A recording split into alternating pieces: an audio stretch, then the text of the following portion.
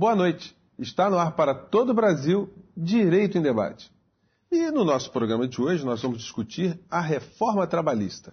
Veja quem são os nossos convidados. O advogado Álvaro Quintão, ele que é conselheiro da OAB Seção Rio de Janeiro, e a professora Sayonara Grilo, que é da Universidade Federal do Rio de Janeiro.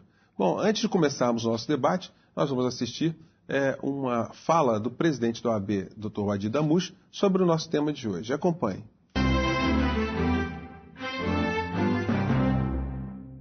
A Constituição da República e a legislação trabalhista asseguram direitos mínimos aos trabalhadores. O que isso quer dizer?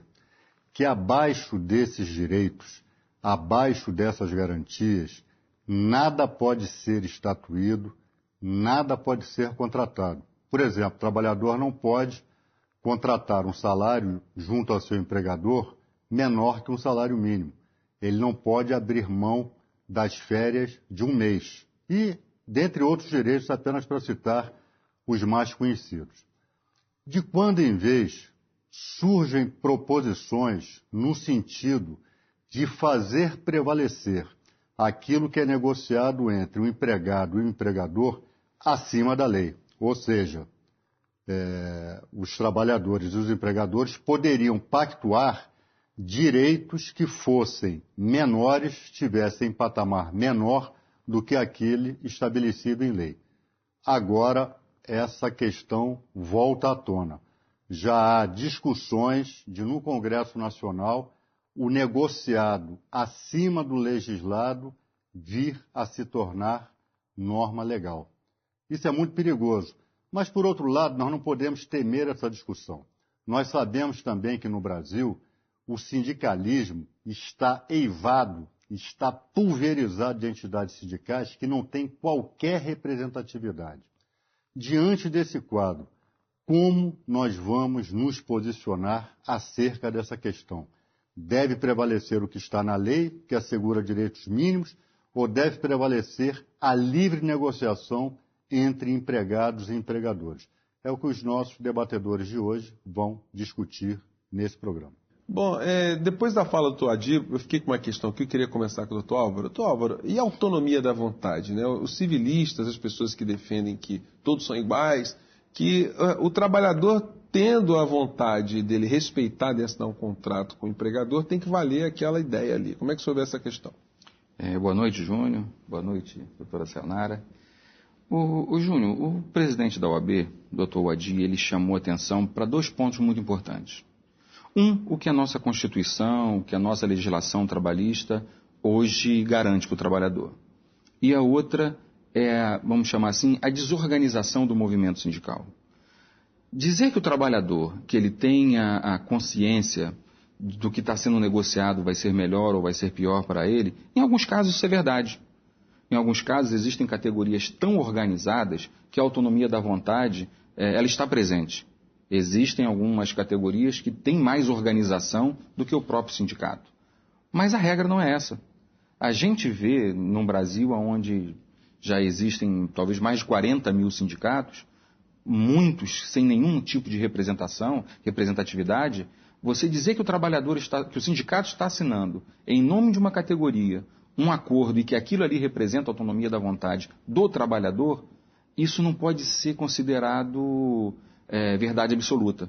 Então, eu acho que todo esse papel de autonomia, negociação, ela tem que ser relativizada, ela tem que passar por um processo de fortalecimento dos sindicatos, para que a gente possa, de fato, chegar a entender e acreditar que todo acordo é fruto da vontade do trabalhador, o trabalhador conscientemente aprovou aquele instrumento coletivo. Doutora Sayonara, mas para a gente mudar alguma coisa, né, nas relações de trabalho, a gente vai ter que mexer na Constituição Federal? Nas relações sindicais, com certeza, Júnior. É necessário uma alteração da Constituição.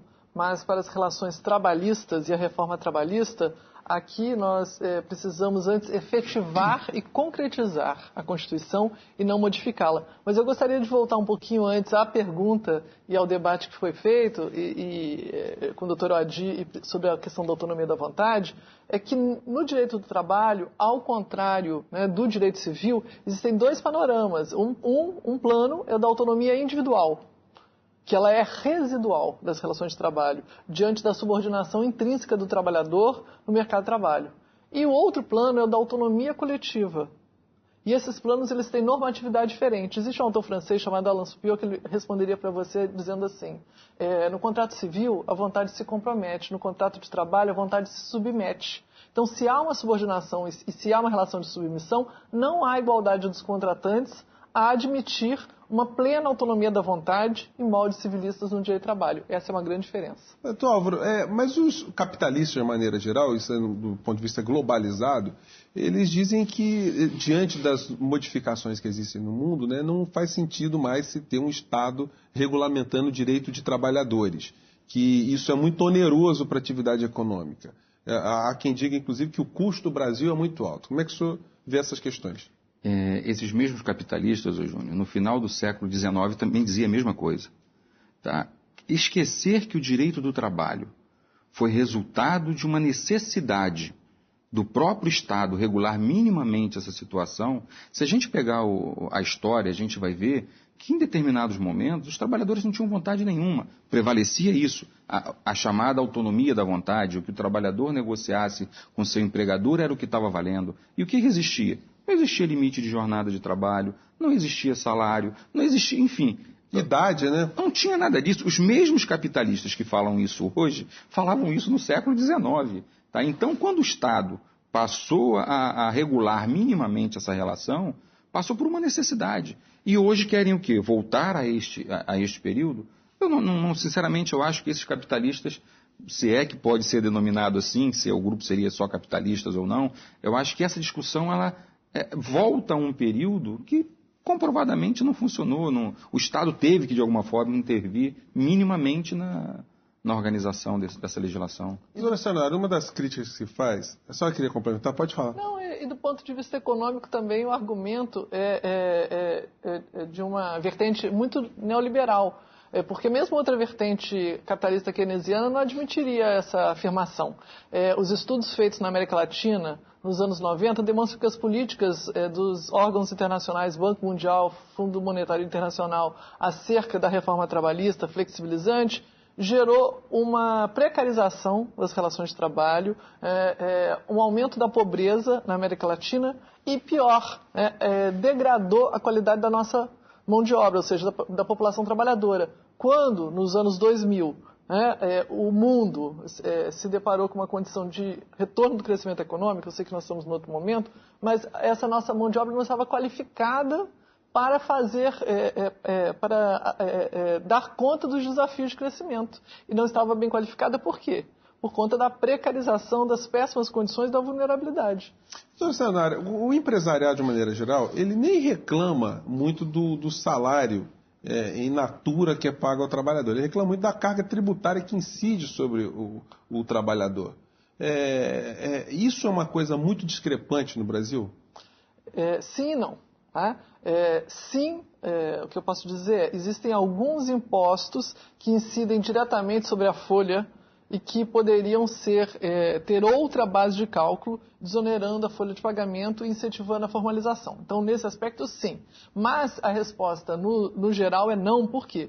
Porque quando parte do empresariado e de alguns economistas afirmam que os encargos sociais são altos, na verdade, eles estão inserindo nesse conceito de encargos sociais aquilo que nós, juristas, sabemos que não são encargos, são direitos. O 13º salário, por exemplo, não pode ser considerado encargo, ele é um direito. Um terço de férias constitucional, ele não é um encargo, ele é um direito. E são direitos que nós lutamos e que o direito do trabalho preza e que estrutura o direito do trabalho. Então, parte desse discurso ele é falacioso. Uhum. Então, Álvaro, e como é que fica, então, o capitalismo diante desse dilema? Como é que fica essa luta entre o capital e o trabalho? Rapaz, desde que o direito do trabalho, desde que o trabalho passou a existir, essa luta capital-trabalho, ela existe. Esse dilema não foi a nossa geração que inventou. Esse dilema nós não inventamos e nem vamos terminar com ele. Enquanto houver isso, esse dilema vai existir. E a doutora Sayonara, ela foi muito feliz quando ela mencionou aqui o Banco Mundial, o Fundo Monetário.